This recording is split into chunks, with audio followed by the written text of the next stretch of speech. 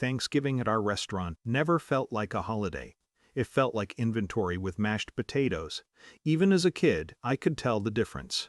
The dining room was closed to customers that night, but the overhead lights still buzzed the same way they did during service. My mother kept reheating food nobody was eating. My younger sister Jenna moved between tables collecting empty glasses before anyone asked her to. She had become good at anticipating our father's moods. That was its own survival skill. Dad waited until dessert to make the announcement. He stood beside the old brick fireplace near the bar, holding a folder thick enough to look official. His face already had that performance expression he used around suppliers and church friends, emotional in a controlled way. "I've been thinking about legacy," he said. Jenna immediately looked nervous.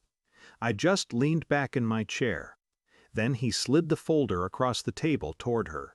The restaurant should belong to the person who stayed loyal to it. Silence moved through the room before understanding did. Jenna opened the folder slowly. Her eyes widened at the deed transfer documents inside. Mom pressed her lips together but said nothing. Dad looked directly at me then. "You earned nothing here, Marcus." Not loud, not angry, which somehow made it worse. "You walked away when things got hard." Jenna glanced at me carefully, almost waiting for a fight. The younger servers cleaning in the kitchen had gone quiet enough to overhear us. I felt every eye at the table trying not to look at me. And the terrible thing was, part of his version sounded true if you ignored enough history. I had left 5 years earlier. After 14 years of 70-hour weeks, after covering payroll twice from my personal savings, after learning Dad would rather drown than admit the business was struggling. But families have a way of rewriting labor into obligation, especially when one child stays. Jenna had stayed, so she became the loyal one. I looked down at my napkin, folded it once across my lap, then set it beside the plate. Nobody stopped me when I stood. Dad took my silence as surrender. You could see it relax his shoulders. "Happy Thanksgiving," I said. Then I left through the kitchen. The bank called my father the next morning around 9. I know because Jenna called me at 9:17. "What did you do?" she asked immediately.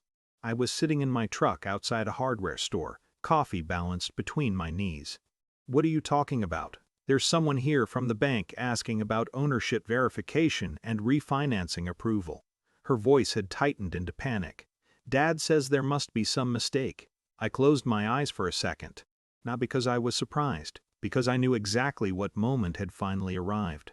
3 years earlier, the restaurant had nearly collapsed during a brutal winter after 2 failed equipment loans and pandemic debt that Dad hid from everyone. I found out accidentally.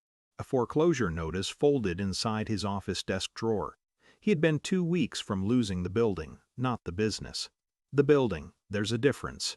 Dad never liked discussing numbers with me because I asked questions he couldn't charm his way around, but that year, charm stopped working with lenders. So I sold my contracting company, not because I believed in the restaurant anymore, because I couldn't stomach watching my family lose the only thing they knew how to love. The refinancing agreement saved the property. In exchange, ownership changed quietly. Dad retained operational control of the restaurant itself, but the building underneath it became majority mine. I never told Jenna the details because I honestly thought Dad eventually would. Apparently he never did. "Marcus," she said softly now, "why is the bank saying they need your authorization?" I watched people moving in and out of the hardware store windows. "Because, legally," I said, "Dad can transfer the restaurant business all he wants. But he doesn't fully own the property anymore." Silence.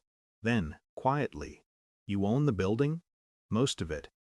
I came to the restaurant an hour later. The atmosphere inside felt different immediately, smaller somehow.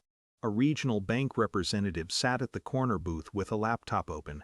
Dad stood near the counter looking furious in the helpless way people do when anger stops changing outcomes. Jenna looked pale. The banker spoke professionally, almost gently. "For restructuring approval, all majority property stakeholders need to sign." Stakeholders. Funny word for son. Dad finally looked at me directly. "You went behind my back."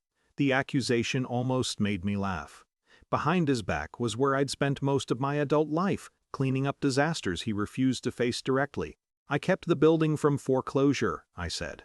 Mom looked up sharply then. I realized she hadn't known either. Jenna sat down slowly like her knees had weakened. The room stayed painfully quiet. No screaming, no dramatic collapse, just the awful sound of reality settling into place. A week later, Jenna and I met alone in the office upstairs. She looked exhausted already.